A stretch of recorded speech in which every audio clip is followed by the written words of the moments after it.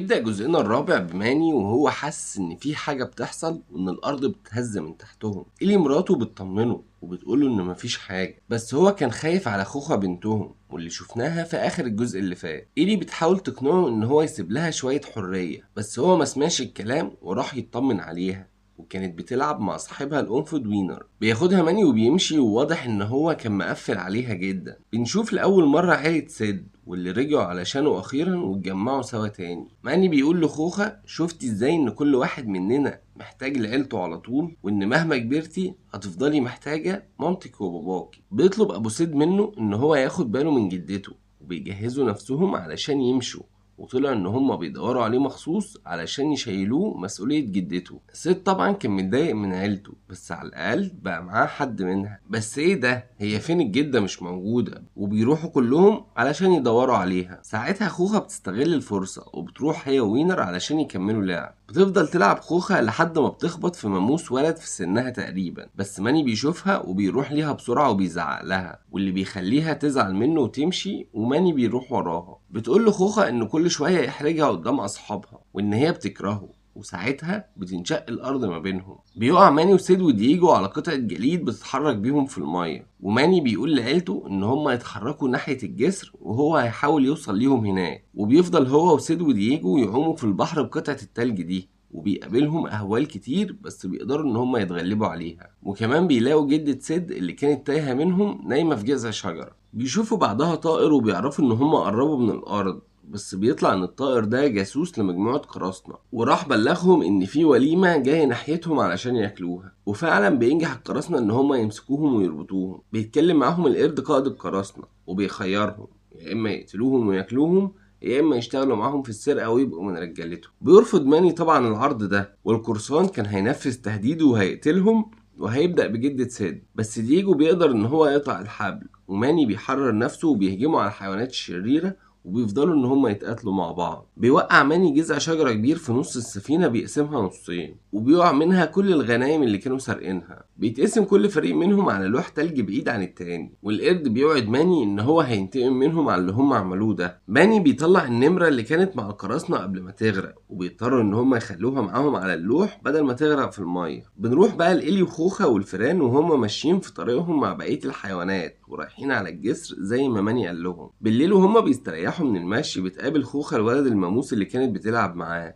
وبيتفقوا ان هم الصبح يبقوا يتمشوا سوا مع بعض. اما المجموعة بقى فضلوا عايمين في المية لحد ما وصلوا لجزيرة، وماني بيطلب ان هم يعملوا مركب علشان يرجع لاهله. بس شيرا النمرة الشريرة بتحاول ان هي تهرب منهم، ودييجو بيجري وراها. بيقدر ان هو يمسكها، بس بيلاقي ان القراصنة هم كمان في المكان، وبيستغلوا حيوانات الهامستر اللي في الجزيرة علشان يعملوا لهم سفينة ضخمة من الجليد. ماني بيقول لهم ان دي فرصتهم في ان هم يسرقوا السفينة علشان يرجعوا تاني لأهله. بيتكلم مع حيوانات الهامستر وبيتفق معاهم ان هم يتحدوا سوا علشان يحرروا اخواتهم اللي بيبنوا السفينة، وهم هيسرقوها علشان يرجعوا لأهلهم. بالليل دييجو بيتكلم مع شيرا وبيقدم ليها مية، وبيحاول يقنعها ان القرد ده ما سألش فيها وسابها تغرق، بس هي كانت شايفاه لسه القائد بتاعها. تاني يوم والمجموعة بتتفق على الخطة، بيلاحظوا ان شيرا هربت وراحت للقرد. بتعرفوا ان الماموس على الجزيرة، وهو بيزعق لها ان هي ما قتلتوش، وبيقول لها تروح تقتل النمر اللي معاه يا اما ما ترجعلوش تاني. بتبدأ خطة الهامستر ومعاهم ماني، واللي بتنزل لهم الحيوانات من السفينة علشان يحاربوهم. دييجو بيكون مستخبي وبيطلع علشان يحرر حيوانات الهامستر اللي القرد حابسها، وسيد وجدته بيفكوا حبال السفينة،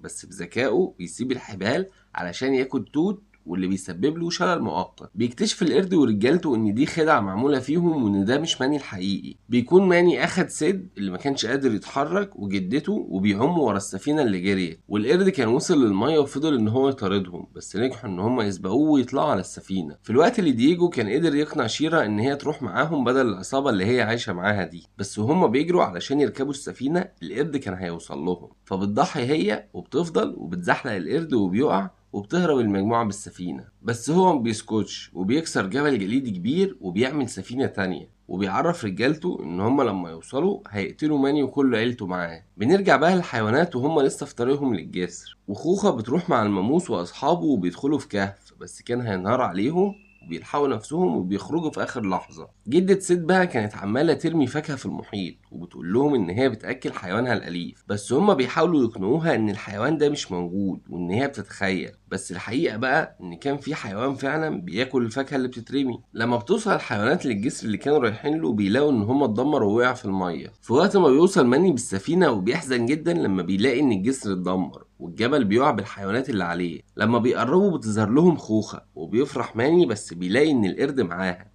وان هم وصلوا بالسفينه قبلهم وقبضوا على الحيوانات. بيسلم ماني نفسه ليهم علشان يسيبوا بنته، بس هم بيكتفوه وبيعرفوا القرد ان هو هيقتلهم كلهم. بيجي القنفذ ساحب خوخه وبيضرب رجل القرد، وبتقدر ساعتها ان هي تهرب منه. وبيستغل ماني الفرصه وبيفك نفسه، وبتبدا معركه تانية ما بين الفريقين. بينط سيد مع جدته علشان يساعدهم، بس رجاله القرد كانوا اقوياء. ساعتها بتتدخل الجده وبتنادي حيوانها الاليف اللي كانت بتاكله طول الطريق. بيطلع فعلا ان هو موجود، ومش بس كده، ده بيطلع حوت عملاق وسيد وجدته بيستخبوا في بقه. بتروح شيرا علشان تحاول تفك ألي تساعدهم في المعركة، وبيعرف رجالة القرد ان هي بقت معاهم وبيزقوها مع بقية المجموعة وبيحاصروهم كلهم. بس بيظهر الحوت الضخم ومعاه سيد، واللي بيخلي الحوت يضربهم بالمية ويوقعهم. بس القرد بيرجع لسفينته واللي كانوا ربطوا إيلي عليها تاني، وكان مقرر ان هو يقتلها علشان يعاقب ماني. بس بنتهم خوخة بتطلع على شجرة وبتلف بسرعة وبتخبط القرد خبطة بتوقعه وبتنقذ امها. بيروح لهم ماني وبيرجعهم لسفينته، بس لما بيجي يعدي هو بيطلع له القرد. بيفضلوا يتخانقوا سوا في الوقت اللي الجبل خلاص كان بينهار عليهم، ومن حركة الصخور بيترفعوا هما الاتنين ويفضلوا يحاربوا بعض فوق قطعة الجليد اللي بتجري بيهم. بيفضلوا يضربوا في بعض شوية لحد ما القرد كان وقعه خلاص هيضربه ويقتله، بس ماني بينط على اخر القطعة وبيرفعه في الهواء وبيضربه يطيره بعيد. قطع الجليد بتتكسر وماني كان هيخبط ويموت،